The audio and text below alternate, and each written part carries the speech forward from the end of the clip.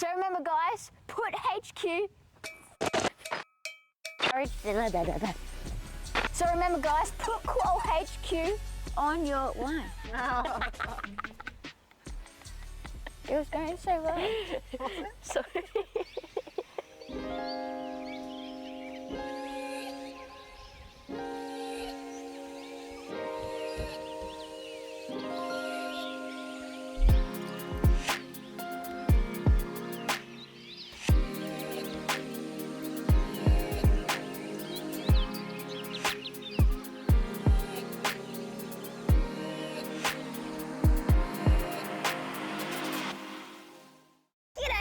And welcome to the first 2023 Wildlife Twins episode.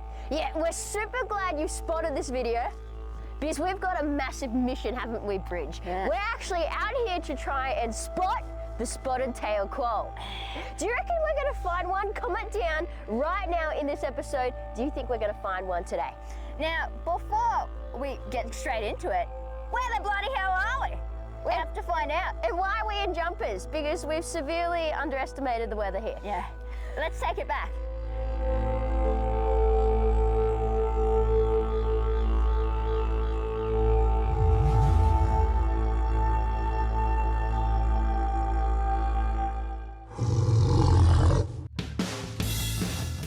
Our destination for this adventure is none other than the Quoll headquarters, located on the top of the Great Dividing Range north of Tenterfield, which is only a couple hours away from our place here in northern New South Wales.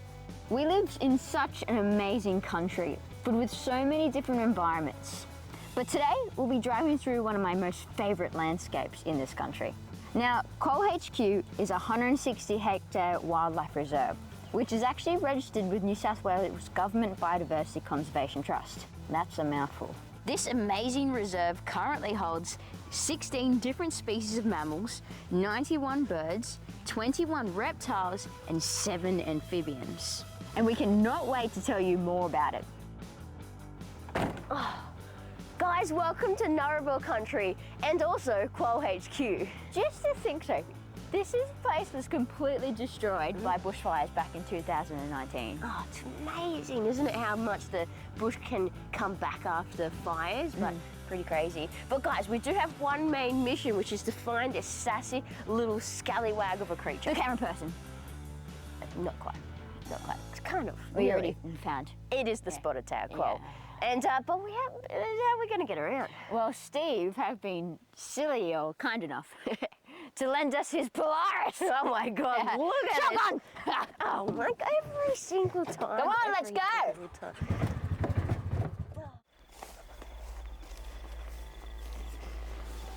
Look at here.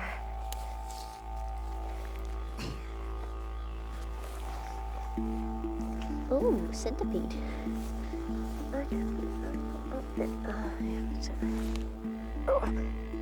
Where do you reckon it could be? I don't know, maybe we're at the wrong time of day. Yeah, where's Wally, you know? Like, we could take a picture maybe and then have a look. That's a better way to go. Like, come on, Mr. Man, where are ya? We're sassy. What are we looking for again? The quoll. Oh, yeah. I was getting hungry. Dinner might be soon.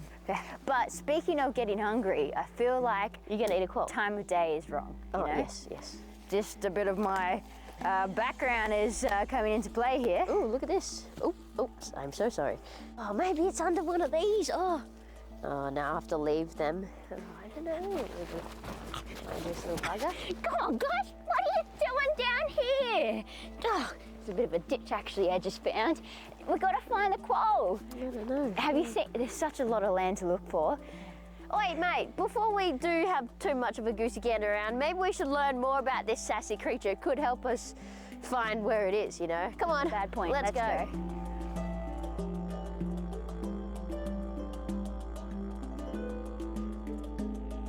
The quoll. Now, this special little fella is actually a very unique carnivorous marsupial. Carnivorous marsupial. Now, their scientific name is Dasyurus macularis. Now, look. Apologies to any scientists out there and anybody that speaks Latin. We'll blame it on the twin thing. We couldn't speak to all 5. Anyway, now their indigenous name is actually Binjalung.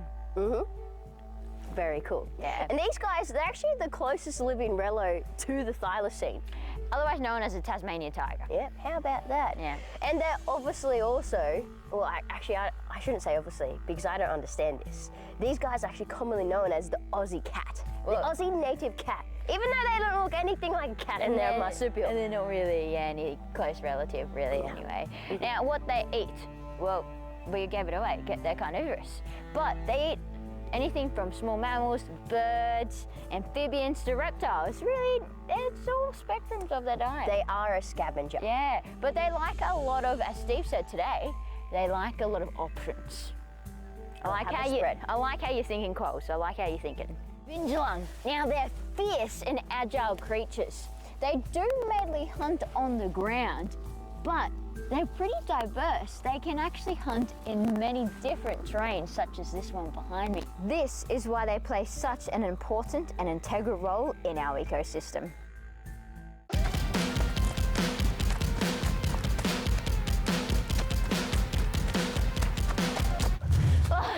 You know, the quoll has a live fast, die young lifestyle. They actually only live to about 3 years of age in the wild. But while they're here, they give it 110%.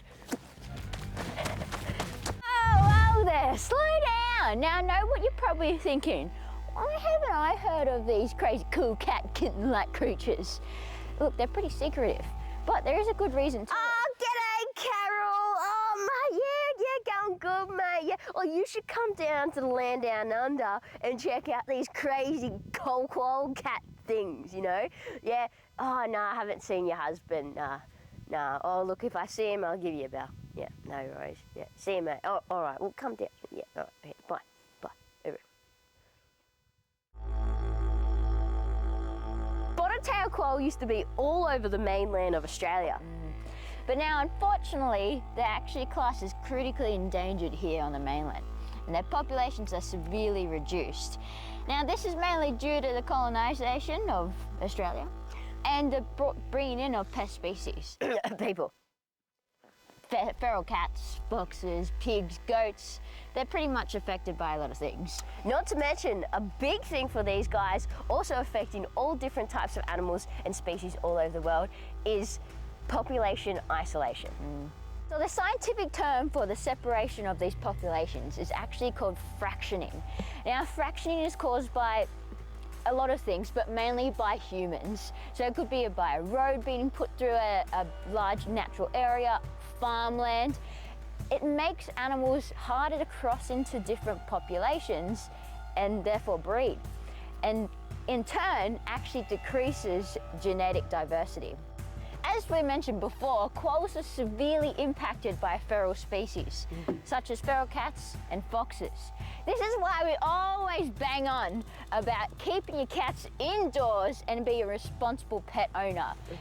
Encourage others to do so too. Now, if you turn your head over here, you'll see this massive fence. This was constructed in 2020. It's 5 kilometers long, 1.8 meters high, and it decreases the amount of feral animal movement in the reserve. It encompasses the whole thing. Now, this does create some pros and some cons. Impermeable, they call it. They can't permeate through. Permeable. Now, there has been some debate. Has wild dogs been affecting quoll populations? The recent research studies on wild dogs and dingoes actually show that the wild dogs are actually dingoes. And if you know us, you'll know that we are huge dingo advocates. We love them to pieces, don't we, Bridget? All right, so which brings the question to light. Are dingoes affecting quoll populations?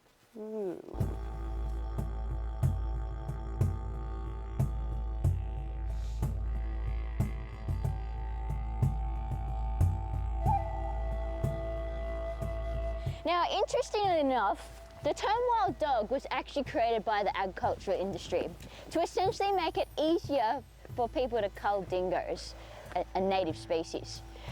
And look, dingoes can hunt livestock, but their effect is minimal financially and on stock numbers. There also has been this big question of domesticated dogs breeding with dingoes. What's that genetics like? Yeah. Well, recent genetic studies have shown that dingo genetics is actually extremely dominant. We have minimal domesticated dog genetics in the species. In the dingo population as a whole. Amazing, isn't it? Yeah. But don't take our word for it. If you want to have a look up Dr. Kylie Cairns' amazing genetic research. Yeah, really awesome stuff. Absolutely. Although two apex predators in one area, the quoll and dingo, if they ever to meet, I have no doubt there would be a negative interaction there. Absolutely. We have read studies of the dingo smelling quoll's scent and them darting off as if they don't want anything to do with each other. But if you think about it, let's think of the dingo, Bridget. They've been able to adapt to different landscapes much better than the quoll. They've got better numbers and they can hunt in a pack, not to mention they're physically a larger animal. Yeah. So there's no doubt that the dingo would definitely take out a quoll. Definitely. And look, you got to think of it, quolls are endangered. They're something that we need to focus on. Absolutely.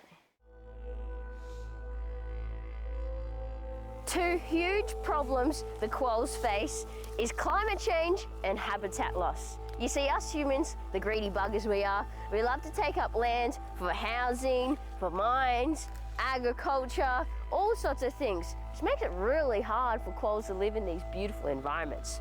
Climate change, such a sucker punch of a situation, it really is. See, it's not only climate change, but global warming. Global warming changes everything. It affects a plant, it affects all the things that happen within the environment. So essentially, the environment that the quolls like to live in is kind of going away. There's not much of it left. Not to mention that climate change also increases the intensity of natural disasters. Hey, you remember in 2019 we had those crazy bushfires? Well, this place was absolutely destroyed by those fires back then, completely changing the environment.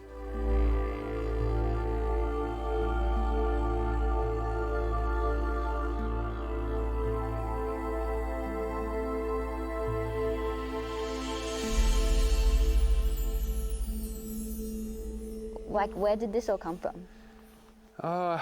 This has come from a lifelong passion, really. I was, a little kid at school with a bug catcher and all the rest of it. It's probably started from there, and it's just grown and grown, and it's been a lifelong fascination, and that fascination has probably turned into a bit of a dream I always wanted to do. When I saw the good work that a lot of these fence sanctuaries were doing, and I thought, gee, there's some really good outcomes from that. So I'd love to take that on, but I guess for a long time there was finding the right block of land to do that on, and finally I did. Yeah, and it's just learning and seeing as you were from that little kid to now.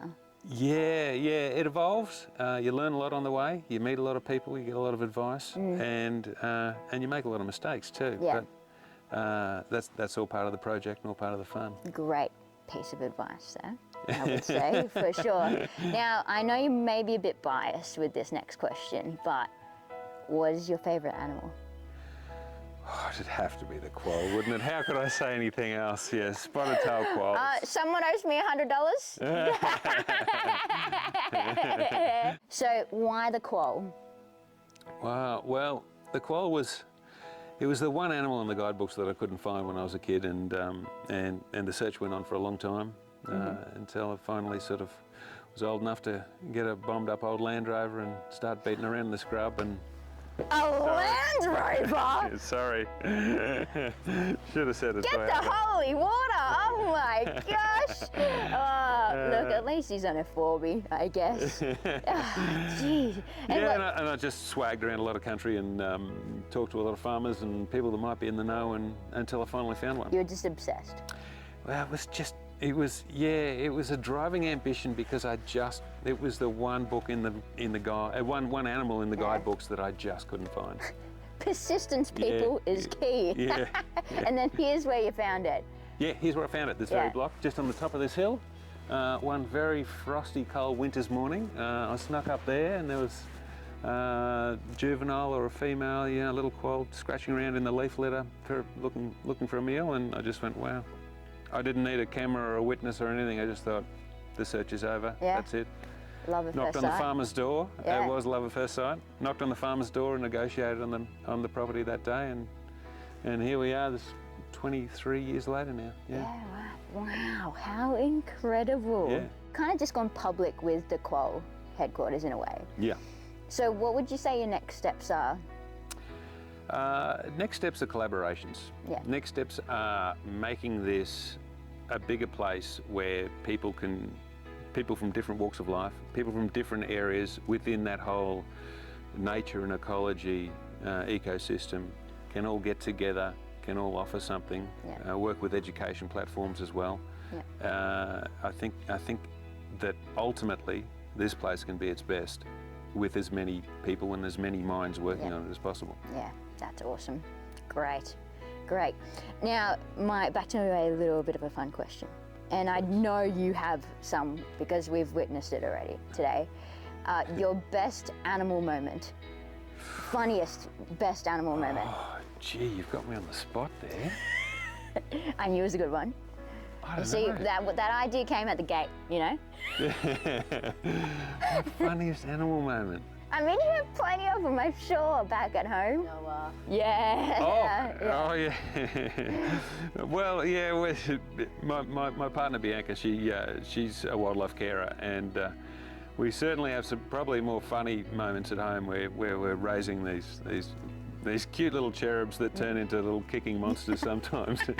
And yeah, they don't have the best house skills. We've got wallaroos jumping on the kitchen bench top at the moment, so that's taking a bit to handle, but we're getting there. Yeah. My last and my final question, you know, for young viewers to older viewers, anybody in between, what is something that anybody can help wildlife with? Like, what can they do? Wildlife to me is about habitat, and I think everyone can do something with habitat. Whether it's your garden, you know, plant a couple of natives, have your little native corner, really work on something.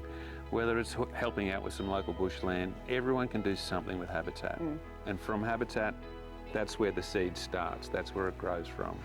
So, you know, my number one tip would be to look after nature, look after habitat, and do the best you can for it. Great, there you go. Have a little bush corner on your little area, Yeah. and you can provide stuff for wildlife and stuff for your own living quarters as well.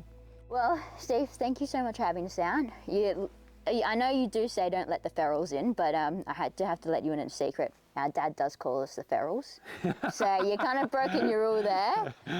But we really appreciate you giving us your knowledge, and I'm trying to take it all in. There's so much to learn, and obviously Bianca, you know, giving your time and her time to wildlife as well. It's really Terrific. amazing stuff. Good on you, Bridget. So, Thank you very much. I'm sure we'll keep working together in the future. Yeah, that'd be terrific. Thank you. Thanks, Steve. Thank you. Oh, hey guys! Thanks for hanging around and watching our Quoll video. But if you would like to support the Wildlife Twins a little bit more, jump down the link, go to our website and check out our online store. We've got heaps of cool products, such as the Barty Party tee that I've got on now. This patch here, which 50% of the profits go to helping treat mangy wombats. We've got a cap. These things are great, all sorts of reasons. Keep your sun out of your face, but I personally like to keep my hair out of my eyeballs. All right, and last but not least, we do have tote bags as well now with the new logo. Fancy. Look, they don't come stock standard with muddy paw prints, but if you want some additions, let us know. I'm sure Barty would be happy to comply. Otherwise, guys, keep enjoying this video. I'll see you when I'm looking at ya.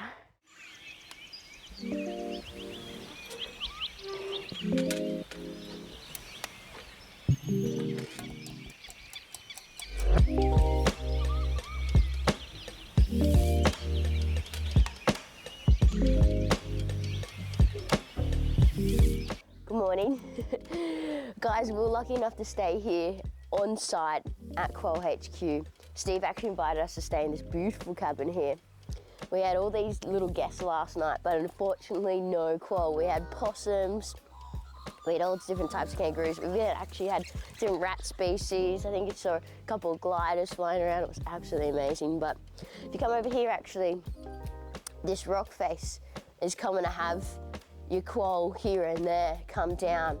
And actually at some point, a quoll actually has come down and done himself a little bit of a turd there. So there you go, guys. They are around, but we haven't seen one yet.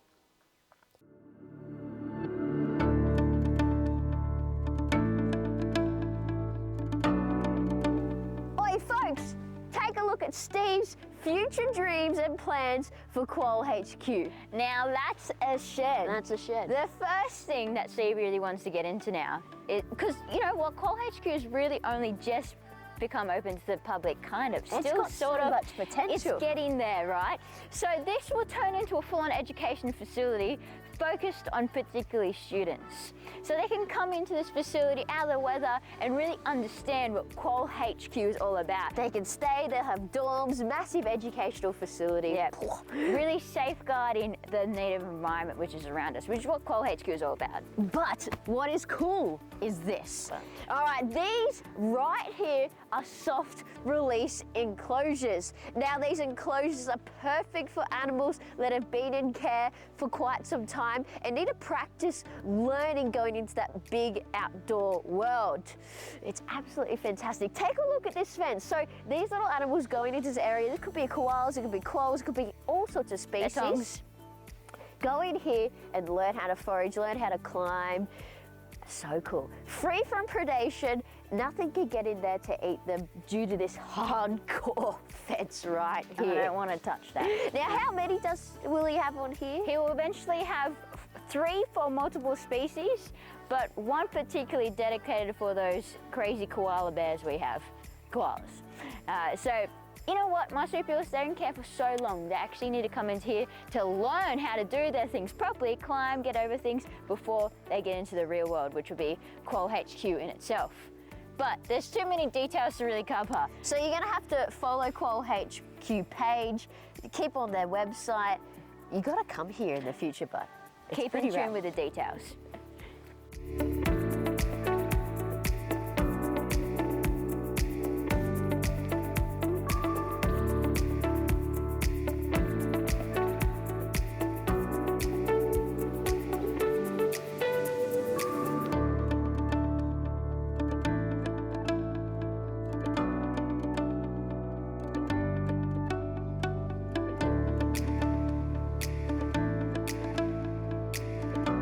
What you found, mate? Well, I think there might, well, there's definitely been some koala action here. I mean, We know that there's been some koala yeah, because action. we are in one of the soft release pens and we know there's a koala up here. But see this place of bark here? Come. It's usually, the older scratches will go dark and then this, if not green in some trees as well. Right. So these are all koala markings all up here. Crazy. Yeah. How cool is that? Their little dual thumbs get in there. So, oi, comment if you've seen a tree with these markings at home. If you've been lucky enough. Yeah. Because that's really cool. So cool. Koalas need our protection for sure. So, if any of you guys are actually into wildlife, I'm sure you've heard about hollow trees and how important they are for our wildlife. Nesting, shelter, babies, you name it. But they're often destroyed from fires or people actually cutting them down too. So how do we replace them? Nesting boxes. But there's a little bit more to these tree hollows and nesting boxes than we first thought. And Quoll HQ are figuring this out. Guys, shoot your eyeballs up into the heavens here. You'll see there is a nesting box that the Quoll HQ has chucked up in there. But it's not as simple as putting a box in a trunk. No. These guys, they're recording everything. How big the box is, what species going in there, how high up the tree is the box, what substrate's in the box, what aspect is the box facing. Oh my gosh, there's a whole list. Now, why would they be doing all this research and documentation? Well, in the case of some sort of event such as a fire, then they can provide that information to help those species repopulate like that in that area. How cool is that? As you can see, they're also numbered. That also helps.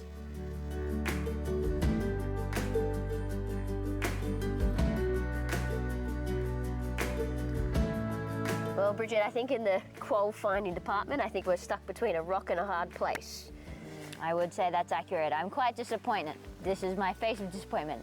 Look, in reality though, quolls are very secretive. We did spend a long time searching for them. At night, they are nocturnal species. This would be the perfect environment. They're seen here. We know they're here, but We just didn't see one with our very own eyes. I think we got two of the better things as well anyway, the second best things. Number one, we got to spend such a good time in this place exploring this area. And number two, we have found many evidence of quolls. And I mean number two. Quoll turds. Yeah, and bones and all sorts of things. Yeah, It's so cool. Yeah. Oh, No, man. well, look, some would say we're not qualified. Oh,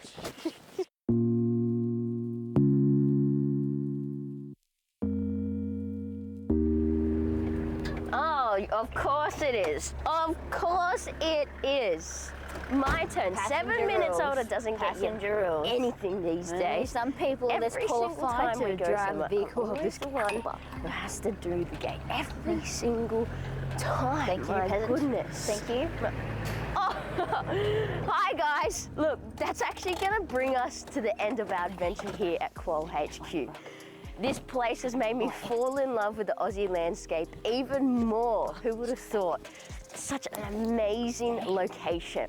Now, all this wouldn't be possible without the help of sponsors that Steve's managed to get. Isn't that fantastic? Bridget, how many sponsors do they have here, mate? I would say a fair few. More than we do anyway. Now, I would say the future of conservation isn't just in the hands of our government, but in the hands of everyday people. Yeah, people like... Steve and Bianca. That's right. So guys, get into it, get stuck in yourself. Like Steve said, maybe make a small patch of habitat that our native wildlife can live on in your backyard. So remember guys, put Quoll HQ on your hit list and protect our native Aussie environment. Thank you so much for watching. Please remember to like and subscribe this video so we can keep producing awesome content like this. Hopefully it's good. And We'll see you on the next adventure. Uru. I'll stay here.